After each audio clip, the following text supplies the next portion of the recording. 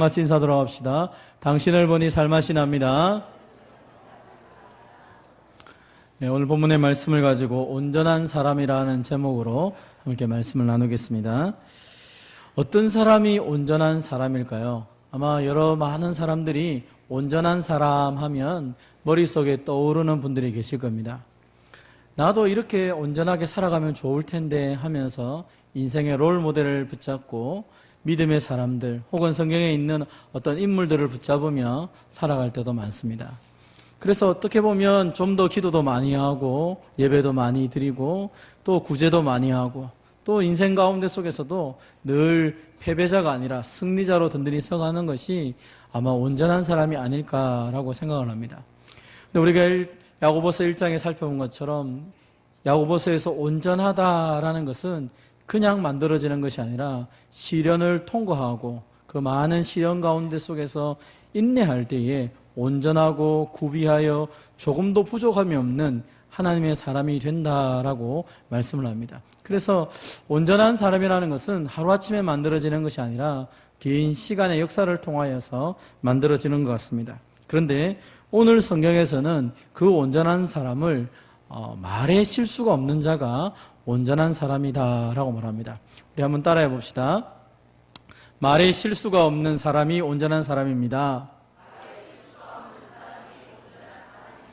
오늘 성경 2절에 보면 우리는 다 말에 실수가 있다는 것입니다. 우리는 실수가 많아서 말을 하는 데 있어서 정확하게 분명하게 잘 하지 못하고 실수를 한다는 것입니다.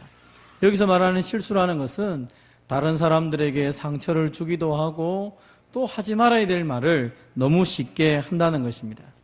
특별히 1절과 상관해보면 이 말에 실수를 한다는 것은 말씀을 가르칠 때에 실수를 하는 것으로 볼 수도 있습니다. 그래서 오늘 보면 1절은 너희는 선생된 우리가 더 큰 심판을 받을 줄 알고 선생이 많이 되지 말라라고 말합니다. 예나 지금이나 그 선생이라는 것은 말을 하는 것이죠. 교회에서 선생이 된다, 교사가 된다는 것은 초대교회에서 굉장히 중요한 직분을 가진 사람들로 말을 합니다. 그래서 선지자나 혹은 또 능력 행하는 사람 못지않게 교사로서 말씀을 가르치는 자가 그 교회 안에서 굉장한 영향력을 미치게 됩니다. 그래서 온전한 말을 한다. 그것은 굉장히 중요한 것이죠. 성경을 읽다 보면 거짓 선지자들이 많이 등장합니다. 거짓 교사들이 등장하게 됩니다. 전혀 하나님하고 상관없는 자기의 이야기를 하기도 하고 자기의 뜻을 펼치면서 하나님의 말씀이다라고 거짓되게 말을 하기도 합니다. 그런데 오늘 야고보서는 그 거짓된 말을 하는 거짓 교사들이 아니라 정말로 말은 제대로 하는데 삶 가운데 속에서 그 말대로 살아가지 못하는 사람들을 향하여 말씀을 하고 있는 것입니다. 다시 말하면 가르치는 것과 행하는 것이 일치하지 않는 이 교사들을 가리켜서 말을 하는 것입니다. 그래서 1차적으로 우리가 말에 있어서 책임을 진다는 것은 가르치는 대로 살아야 되는 것이죠. 그러다 보니까 교회에서 가장 어려운 것이 무엇입니까? 말씀을 가르치는 사람들이 사실은 굉장히 어려운 것입니다. 잘못 가르치는 것은 말할 것도 없고요. 제대로 가르쳤는데도 불구하고 그것을 삶으로 살아내지 못하니까 그것을 들었던 많은 사람들이 말하고 삶하고는 다르게 살아도 되는구나. 말하는 것은 이렇게 말하고 사는 것은 저렇게 살아도 하나님이 그냥 봐주시는구나. 그렇게 할 때가 있다는 것입니다. 그래서 잘못된 가르침을 받아서 이단에 빠지거나 잘못된 길을 가는 사람들도 많이 있지만 요즘 들어서 가장 교회를 어지럽히는 것은 무엇입니까? 가르치는 대로 살지 않는 것입니다. 말씀을 가르치던 목사님들이나 또 교사들이 말씀을 가르친 대로 살지 않으니까 성도들이 바라보면서 참 목사님도 저렇게 사는데 그럼 나도 그렇게 사는 것이 당연한 것이 아닌가. 그건 목사님도 못하는데 우리라고 뭐 할 수 있겠나 하면서 너무 쉽게 타협하며 살아가더라는 것입니다. 그래서 과거에 저희가 목회자가 될 때 자주 신학교에서 했던 말이 목사는 유리성에 사는 것과 마찬가지니까 늘 조심해라 라는 이야기를 자주 들었습니다. 보지 않는 것처럼 보이지만 여기저기서 사람들이 우리의 모습을 보고 정말로 저분이 말하는 대로 살아가는지를 본다는 것이죠. 그것이 오늘날도 많은 부담감 가운데 살아가기도 합니다. 틀린 말이 아니라 말은 바른데 삶이 제대로 못 되는 것이죠. 교회의 지도자들이 어려움을 겪는 이유 중에 하나가 무엇입니까? 말은 쉬운데 사는 것이 어렵기 때문에 정말로 이 말한 대로 가르친 대로 살아가고 그렇게 따라오라라고 말을 해야 되는데 그렇게 못하기 때문에 어려움을 많이 겪는 것입니다. 그래서 우리가 먼저는 가르치는 자들을 위해서 기도해 주셔야 됩니다. 저분들이 올바른 것을 가르치게 해달라고 먼저 기도할 것이고요. 두 번째로는 가르치는 사람이 먼저 가르치는 대로 살아갈 수 있도록 하나님 은혜를 베풀어 달라고 기도하셔야 됩니다. 그래서 우리 교회의 지도자들이 먼저 말씀을 가르치는 대로 바르게 삶을 통하여 많은 믿음의 후예들이 또 성도들이 나도 저 목사님처럼 저 장로님처럼 저 선생님처럼 나도 저렇게 살아가야겠구나라는 그 마음을 가지고 함께 살아가야 되는 것입니다. 그럴 때에 하나님이 기뻐하시는 온전한 교회가 되는 것입니다. 그럼 맹인은 맹인을 인도할 수가 없습니다. 그래서 우리로 하여금 먼저 가르치는 자가 말씀에 깊이 은혜를 누리고 그 말씀 가운데 살아가야 제대로 된 성도들을 이끌어가고 그들에게 올바른 말씀을 줄 수 있다는 것입니다. 그래서 말씀을 바로 알고 가르치는 자들이 말씀에 있어서 올바른 말을 하며 살아갈 수 있도록 늘 기도해 주시길 바랍니다. 사랑하는 성도 여러분, 그리고 이 말에 실수가 없는 것은 오늘 본문에 보면 우리의 힘으로는 거의 불가능합니다. 우리가 다 실수가 많으니 만일 말에 실수가 없는 자라면 온전한 사람이라. 그러면서 뒷부분에 그런 얘기를 합니다. 능히 온몸도 굴레 씌우리라. 제대로 된 말씀을 제대로 가르치고 말한 대로 살아간다면 그 사람의 삶이야말로 정말 최고의 삶이다라고 말을 하는 것입니다. 그런데 오늘 본문에서 이렇게 말씀하시는 이유는 두 가지겠죠. 하나는 우리로 하여금 너희는 선생이 되어서 함부로 사람들에게 그렇게 말하지 말라라는 것이 하나 있을 것이고, 두 번째로는 너희가 그렇게 못하지만 내가 능히 너희로 하여금 그런 사람이 되도록 성령 하나님을 통하여 역사하겠다라고 하는 하나님의 의지가 보여지는 것입니다. 실수가 많은 사람들이 세워질 수가 있습니다. 함께 기도하고 또 함께 준비되어서 정말로 하나님이 우리를 만들어 가시는 것을 함께 바라보는 것이 필요한 것이죠. 그래서 교사들뿐 아니라 또 목사들뿐 아니라 우리 모두가 하나님 앞에서 내가 말한 대로 행동할 수 있도록 하나님 나를 도와달라고 끊임없이 기도함을 통하여 믿는 것과 아는 것이 또 말한 것과 삶이 하나됨을 통하여 그리스도의 장성한 분량까지 성장하는 저와 여러분 되시기를 주님의 이름으로 축원드립니다. 여러분, 온전한 사람은 어떤 사람입니까? 따라해 봅시다. 혀를 바르게 사용하는 사람입니다. 비슷하게 들릴 수도 있습니다. 말을 바르게 하고 혀를 바르게 사용하는 것은 같은 의미로 보여질 수 있습니다. 그런데 오늘 본문은 이것을 좀 더 구체적으로 강하게 설명을 합니다. 그러면서 세 가지의 비유를 듭니다. 우리가 언어 생활을 잘하는 것, 온전한 사람이 되기 위해서 말에 실수를 하지 않으려고 하면 어떻게 해야 되는가, 그것이 얼마나 어려운지 그런 것을 구체적으로 설명합니다. 첫 번째가 말에 대한 것입니다. 타는 말을 통하여서 이 말과 말의 입에 붙이는 재갈에 대한 문제를 가지고 이야기를 합니다. 그리고 두 번째는 배와 키에 대한 이야기를 합니다. 그리고 세 번째는 불과 나무에 대한 이야기를 함을 통하여서 정말로 우리가 어떻게 언어 생활을 하면서 살아야 될지에 대해서 말하는 것이죠. 그럼 왜 성경은 이렇게 자주 말하냐면 야고보서 1장과 2장을 통하여서 하나님 우리에게 주셨던 말씀이 뭐냐면 너희가 하나님의 말씀을 들음을 통하여 믿음이 생겼고 그 믿음이 생김을 통하여 말씀을 따라 성장하게 되고 그리고 하나님이 주시는 그 올바른 지혜를 가지고 삶 가운데 살아가는 것이 성숙한 그리스도인이고 그것을 통하여서 내 이웃을 내 몸처럼 사랑하는 것이 온전한 사람이라는 것을 이미 말씀한 것입니다. 그러니까 저와 여러분의 시작이 하나님 말씀으로 시작된 것이죠. 어떤 사람이 큰 믿음을 갖고 싶다고 말합니다. 어떻게 하면 큰 믿음을 갖습니까?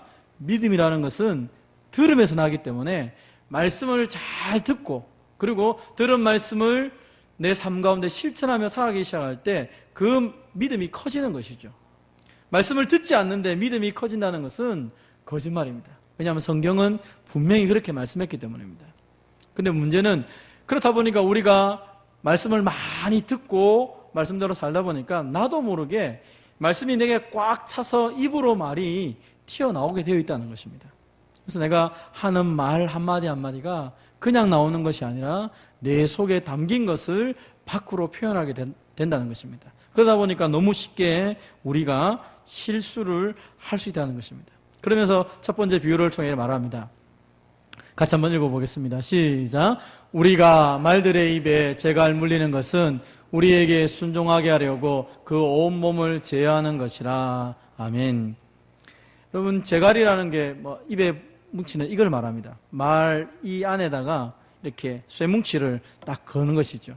그래가지고 이게 고삐를 딱 당기면 이게 탁 입을 눌러가지고 말을 듣지 않으면 이 말이 움직이지 못하도록 만든 것입니다. 그래서 그것을 가지고 고삐를 연결시켜서 끌어당기면서 말로 하여금 달리기도 하고 멈추게도 하는 것이죠. 그냥 혼자 막 가는 것처럼 보이지만 이 작은 재갈이라는 것이 큰 말을 움직여가는 것입니다. 제멋대로 가는 것이 아니라 이 키 하나가, 이 재갈 하나가 큰 말로 하여금 달리게도 하고 멈추게도 하고 그리고 쉬게도 할 수 있다는 것입니다. 그것처럼 우리의 언어 생활 자체가 이런 영향력 가운데 있다라고 말씀을 하는 것입니다. 여러분, 사람들이 한번 내뱉은 말이 얼마나 많은 영향을 미치는지 우리가 이미 잘 알고 있습니다. 최근에 정치인들이 그 높은 자리에서 막 떨어지는 이유 중에 하나가 뭡니까? 평소 때 말 한 번 잘못했던 것, SNS에 글 잘못 올렸던 것들이 다 밝혀지는 것입니다. 전에는 당신이 이 말을 했는데 지금은 이 말하고 있군요. 두 개 화면을 딱 비교하면서 당신의 말이 얼마나 분명한지 틀렸는지를 당신이 먼저 생각해 보십시오 라고 하면서 비춰주기 시작합니다. 우리나라 사람들이 얼마나 그런 것을 잘 찾아내는지 모릅니다. 그래서 여러분이 글을 쓰거나 그리고 어떤 데 이게 말을 하는 것은 그냥 지나가는 게 아닙니다. 다 기록에 남게 되어 있기 때문에 그것 하나 때문에 잘 쌓아놓은 것이 하루아침에 무너지는 경우가 많다는 것입니다. 마치 이 말의 입에 재갈이 물린 것처럼 전에 나는 딴소리 했는데 이걸 들춰내서 이끌어가게 되면 나도 꼼짝 못하고 그냥 따라갈 수밖에 없게 된다는 것입니다. 그래서 이 말이라는 것 자체가 이 말의 재갈과 같이 우리에게 쓰인다라고 말하고 있습니다. 뿐만 아니라 또 두 번째는 뭐라고 비유하고 있습니까? 배에 있는 작은 키를 설명합니다. 그렇게 크고 광품이 밀려가는 것들을 지극히 작은 키로서 배를 움직인다라고 말하고 있죠. 그럼 큰 배가 파도를 만납니다. 이리 가야 될지 저리 가야 될지 막 이렇게 힘들 때 키를 가지고 배를 움직여가는 것입니다. 그래서 선장이나 키를 잡고 있는 사람이 키를 잘 잡고 있으면 이 배는 풍랑이 와도 그렇게 쉽게 무너지지 않고 잘 갈 수 있는 것이죠. 우리 인생 가운데 속에서 바람이 불고 어떤 변화가 일어날 때 쉽게 우리도 말을 할 수 있는 것입니다. 그때마다 기억해야 될 것은 나의 말 한마디가 배의 방향을 트는 것처럼 우리 인생의 방향을 틀 수 있다는 것을 생각해야 할 필요가 있습니다. 여러분, 우리가 잘 아는 것처럼 이스라엘 백성들이 출애굽하고 난 이후에 가나안 땅을 정탐하기 위해서 12명의 정탐꾼을 보냅니다. 그때 10명의 정탐꾼과 2명의 정탐꾼의 말이 달라지게 되죠. 10명의 사람들은 그 모든 상황들을 보고 느낀 것을 그대로 고백을 합니다. 거기다가 하나 덧붙인 것은 무엇입니까? 그 모든 상황을 보고 난 이후에 자신에게 있는 감정에 충실하여서 하나님의 약속의 말씀이 아니라 자신의 감정과 두려움을 담아서 백성들에게 말을 합니다. 우리는 그들을 볼 때 아주 작고 아주 형편없는 존재입니다 라고 얘기를 합니다. 그런데 여호수아와 갈렙은 그 모든 상황을 바라보면서 그들의 말이 다 맞지만 그러나 우리와 함께 계신 하나님이 누구이신지를 명확하게 알고 그 하나님과 함께 간다면 그들은 우리의 먹을거리, 밥이 될 것이다 라고 하면서 당당하게 서가는 것을 보게 됩니다. 상황이 변화될 때 사람들은 순식간에 이야기를 하게 됩니다. 마치 키를 잡고 이리저리 움직여가는 것처럼 요동칠 수 있습니다. 그때 내가 어떤 방향으로 말을 하느냐에 따라서 내 삶의 모든 부분이 바뀔 수 있다는 것입니다. 저와 여러분이 믿음 없는 불신앙의 말이 아니라 모든 부분들을 하나님 말씀을 붙잡고 살아계신 하나님과 더불어서 믿음의 말을 하는 저와 여러분 되시기를 바랍니다. 여러분, 세 번째로 혀는 또 뭐와 같다고 말하고 있습니까? 그것은 혀는 작은 불과 같다라고 말하고 있습니다.